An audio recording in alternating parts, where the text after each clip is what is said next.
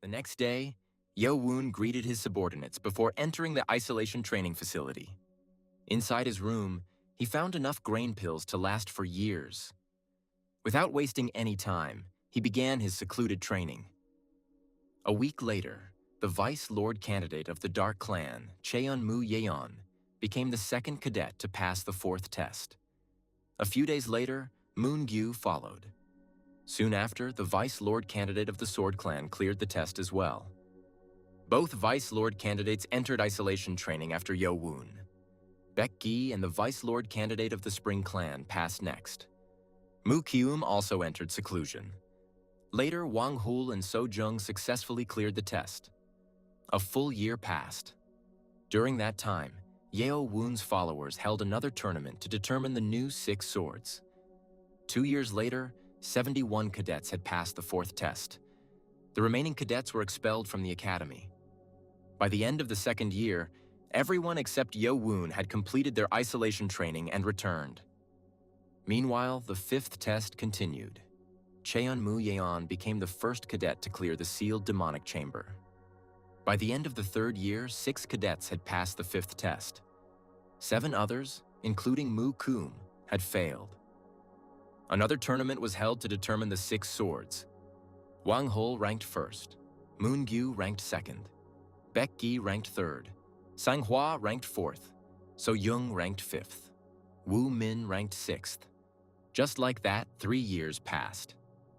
Outside the isolation training facility, Moon-gyu and Heo-bong were suddenly stopped by Kyung-woon. He demanded that Moon-gyu join his side. When she refused, he proposed a challenge. If she defeated him, he would leave her alone. If she lost, she would become his subordinate. Without waiting for an answer, Kyung-woon ordered his men to attack. The subordinates rushed forward. But before they could reach their targets, a powerful force suddenly seized them. Their bodies rose into the air. Then they were thrown away like leaves caught in a storm. Everyone froze. A familiar figure stepped forward. It was Cheon Yeo-Woon. After 3 years of isolation training, he had finally returned. And he had reached the realm of a Grandmaster. Kyung-woon gritted his teeth and ordered another attack. Moon-gyu and Heo-bong joined the fight. The remaining subordinates charged toward Yeo-Woon, but with a simple movement of his hand, they were all sent flying again. The difference in power was overwhelming. Seeing his men fail, Kyung-woon attacked personally. At the same time, he exchanged blows with Moon-gyu. Just as he was about to strike her, Yeo-Woon appeared and grabbed his sword. And with a swift move, he cut his arm off. Before he could recover, Yeo-Woon beat him mercilessly. By the time Wang-hul and the others arrived, the fight was already over. Seeing Yeo-Woon standing there, they immediately bowed. Their leader had returned. News of the battle quickly spread. Defeating another Vice Lord candidate immediately placed tremendous pressure on Cheon-mu-yeon. Not long afterward, Yeo-Woon headed toward the sealed demonic chamber to begin his fifth test. The chamber was completely dark. Nano activated night vision. As Yeo-Woon moved deeper inside, countless traps activated. Spears emerged from hidden openings. Using Nano's assistance, he dodged them all. As he advanced, he remembered something from years ago. During his training, he had accidentally activated a mechanism. The glowing orbs on the ceiling fell, forming a strange pattern. At the time, he had ordered Nano to save the image. Now, Nano displayed the map once again. Following the map, Yeo-Woon avoided every remaining trap. Eventually, he reached what appeared to be a dead end. But beyond the massive stone wall, he sensed a terrifying demonic presence. Yeo-Woon struck the wall. Nothing happened. The stone was far stronger than anything he had encountered before. He stepped back. Gathering every ounce of power he possessed, he poured it into a single sword strike. The sword descended. A hole exploded through the stone wall. At the same moment, a foul stench burst from the opening. The recoil shattered his sword. Through the hole, Yeo-Woon saw a giant eye staring back at him. The creature attacked immediately. Yeo-Woon was thrown backward and slammed into a wall. Then a gigantic Imugi emerged. The Imugi charged again. Yeo-Woon dodges. Just as the creature crawled out, Woon ran into the cave. Something was wrong. As he observed the battlefield, he noticed a strange black liquid covering the floor. Even though the Imugi moved through it, not a single ripple appeared. Nano analyzed the phenomenon and determined it was plasmic energy. Then Yeo-Woon noticed something else. 24 metallic fragments floated around the creature's head. The arrangement looked familiar. It resembled the sword techniques hidden within the monoliths. Realizing the connection, Yeo-Woon changed his strategy. Instead of attacking randomly, he used the sword techniques he had learned from the monoliths. This time, the attack worked. The Imugi finally fell. As its body collapsed, the floating metal fragments gathered together. They merged into a single sword, the heavenly demonic sword. Yeo-Woon reached out and grabbed it. The moment he touched the sword, darkness consumed him. When his vision returned, he found himself standing in an unfamiliar place. Another Imugi appeared before him. This one was even larger and had horns. Suddenly, a man carrying the heavenly demonic sword appeared. The warrior fought the Imugi using an incredible sword art. After a fierce battle, the man severed the creature's horn and killed it.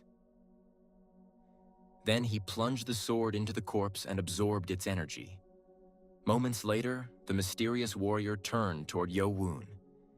Yeo-Woon suddenly regained consciousness. He pulled himself from the black liquid. Nano informed him that he had only been unconscious for an instant. Nano discovered that the black liquid was removing toxins from Yeo-Woon's body.